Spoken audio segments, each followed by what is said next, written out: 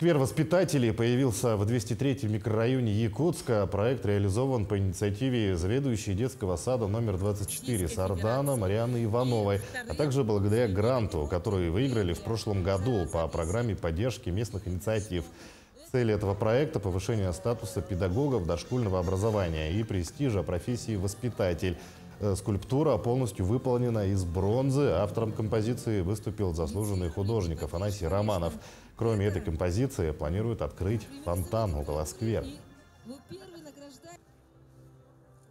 Действительно показывает, что в обществе очень высок авторитет воспитателей и востребована их работа.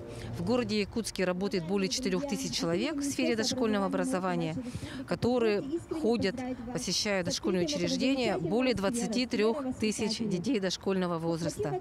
Поэтому этот памятник, конечно, найдет и своих почитателей, и станет источником вдохновения, повышения статуса воспитателей наших дошкольных учреждений.